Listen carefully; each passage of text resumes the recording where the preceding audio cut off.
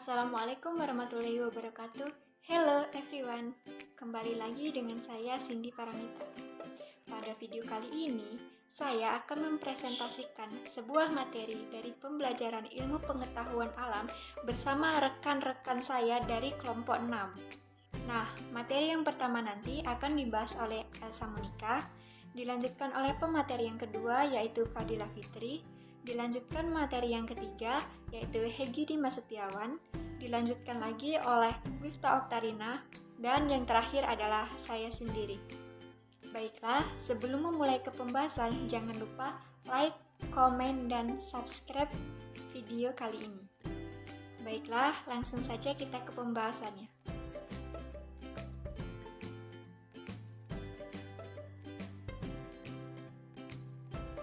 Baiklah, saya akan menjelaskan materi yang pertama, yaitu pengertian alam semesta, galaksi, dan tata surya.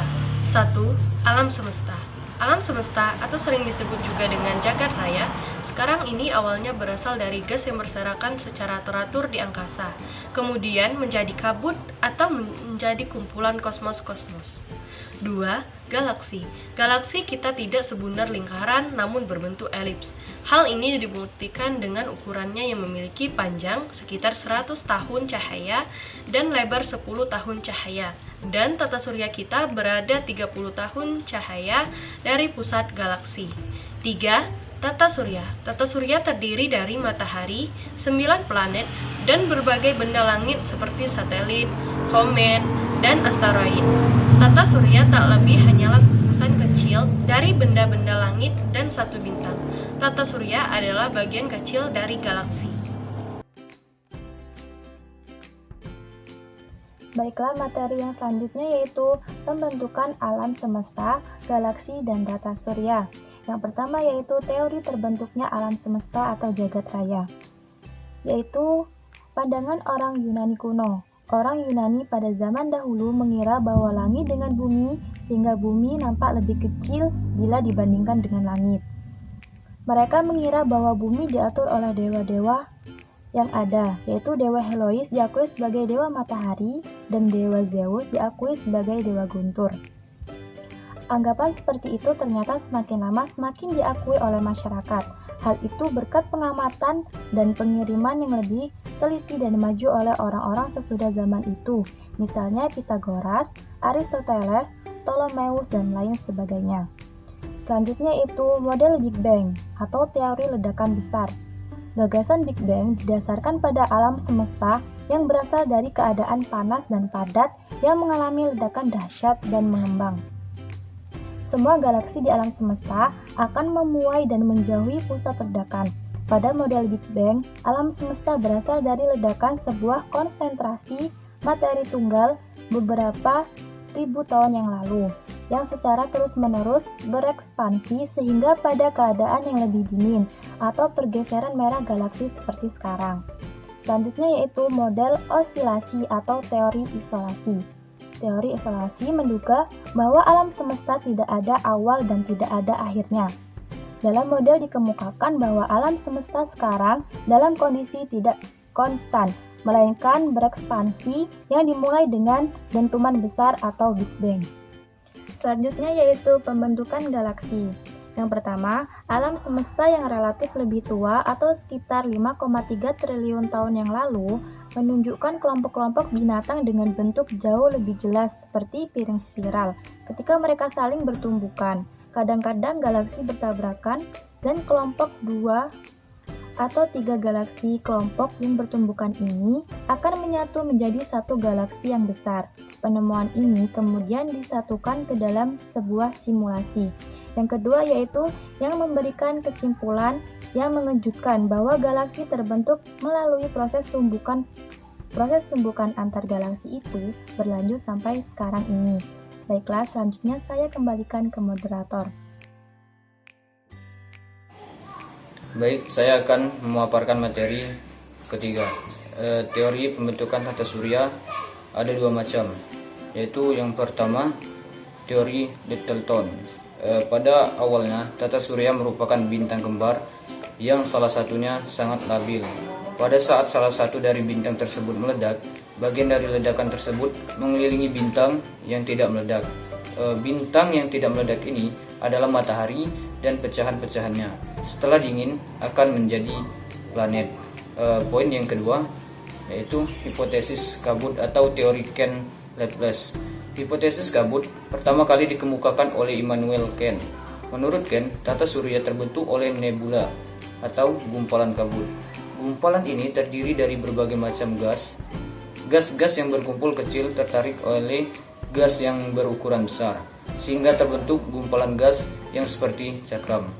Pada cakram menjadi pepat, maka sebagian besar gas yang berada di pusat cakram, gumpalan kabut yang bermassa besar yang ada di pusat cakram, inilah yang kemudian menjadi matahari. Susunan sistem tata surya. Poin pertama, tata surya sebagai sebuah sistem yang secara terstruktur tersusun oleh benda-benda langit yang menjadi anggotanya. Yang kedua, diameter tata surya sekitar 30 tahun cahaya. Yang ketiga, tahun cahaya adalah jarak yang ditempuh oleh cahaya selama setahun, yakni 9,46 km. Yang terakhir, yang keempat, benda-benda langit tersebut terdiri dari matahari, planet, satelit, asteroid, meteor, komet, dan benda-benda angkasa lainnya. Baiklah, materi selanjutnya saya akan bahas tentang bumi, yaitu di mana bumi adalah tempat hidup manusia dan makhluk hidup lainnya yang berbentuk bulat dan dikelilingi oleh kerikil yang terdiri dari berbagai lapisan dan mempunyai kandungan oksigen dari tumbuhan, sehingga bumi adalah satu-satunya tempat yang bisa dihinggap atau ditempati oleh makhluk hidup dan manusia.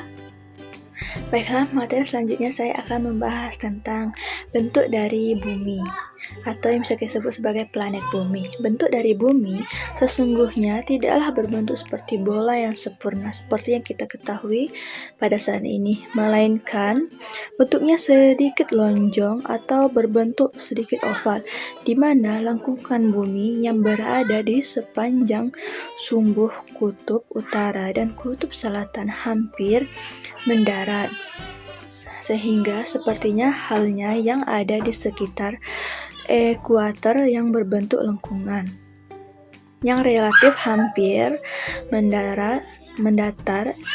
Ini tidak lain disebabkan oleh rotasi bumi dan pendataran yang ada di kedua kutub bumi, sehingga menyebabkan diameter bumi di ekuator lebih panjang 43 km dibandingkan dengan diameter yang terdapat di kedua kutub bumi. Jadi jangan salah sangka bahwa bumi itu berbentuk bulat, datar, trapesium, segitiga, atau yang lainnya. Jadi sebenarnya bumi itu tidak terlalu bulat dan juga tidak terlalu mendatar seperti hal yang kita ketahui. Dia hanya sedikit lonjong saja. Sekian, saya serahkan ke moderator. Baiklah, yang terakhir adalah sifat dan struktur bumi. Sifat bumi. Dengan adanya medan magnet bumi, mengakibatkan terbentuknya selaput magnet bumi di luar angkasa, di mana partikel-partikel yang berada di dalam ruang angkasa akan dibelokkan oleh angin yang berada di dalam tata surya. Nah, seperti yang kita ketahui, jarum kompas selalu menunjuk arah utara dan selatan. Nah, fakta ini menunjukkan bahwa bumi mempunyai sifat magnetik.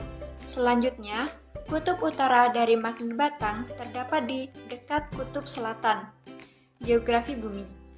Dan kutub selatan magnet batang terdapat di dekat kutub utara, geografi bumi. Selanjutnya, struktur bumi. Untuk pembahasan lebih jelasnya, silakan perhatikan foto berikut ini. Struktur bumi terdiri dari atmosfer, kerak bumi, lempeng samudra, lempeng benua, selubung bumi, inti bumi, dan perbatasan selubung dengan inti luar. Atmosfer adalah lapisan gas yang melingkupi sebuah planet, termasuk bumi, dari permukaan planet tersebut sampai jauh di luar angkasa. Selanjutnya, kerak bumi atau the crust. Pengertian kerak bumi adalah lapisan bumi paling luar yang menjadi tempat hidup dari makhluk hidup. Bumi yang kita pijak tepat di bawah kaki kita inilah yang disebut dengan kerak bumi. Lapisan kerak bumi ini tersusun atas batuan dan tanah. Selanjutnya yaitu lempeng samudra. Pengertian lempeng samudra adalah lempeng tektonik bagian atas kerak bumi yang membentuk dasar samudra. Sedangkan lempeng benua adalah bagian terluar dari interior bumi terbentuk dari dua lapisan. Di bagian atas terdapat litosfer yang terdiri atas kerak dan bagian teratas mantel bumi yang kaku dan padat. Selanjutnya selubung bumi. Selubung bumi atau yang biasa disebut mantel bumi merupakan lapisan yang menyelubungi inti bumi dan merupakan bagian terbesar dari bagian bumi. Sekitar 83,2% dari volume dan 67,8% dari keseluruhan massa bumi. Selanjutnya inti bumi. Inti bumi adalah salah satu struktur lapisan bumi yang letaknya berada di pusat bumi atau tepatnya di bawah lapisan mantel bumi yang terbagi menjadi lapisan inti luar dan lapisan inti dalam. Inti luar bumi adalah lapisan cairan sekitar 2,300 km tebal dan sebagian besar terdiri dari besi dan nikel yang berada di atas inti padat bumi dan di bawah mantelnya. Batas luarnya terletak 2,890 km di bawah permukaan bumi. Sedangkan inti dalam bumi berbentuk bola padat atau solid dengan radius sekitar 1220 km, yaitu sekitar 70% dari jari-jari bulan. Yang terakhir adalah pembatas selubung dengan inti luar. Lapisan yang menjadi pembatas antara kerak dan selimut bumi adalah lapisan astenosfer. Oke everyone, mungkin itu tadi hasil presentasi yang dapat kelompok 6 sampaikan. Semoga dengan adanya presentasi ini dapat menambah wawasan bagi semua, khususnya mengenai bumi dan alam semesta. Jika dari kalian ingin memberikan kritik atau saran, dipersilahkan menulis di kolom komentar. Next, sampai berjumpa lagi. Terima kasih dari kami kelompok 6. Wassalamualaikum warahmatullahi wabarakatuh.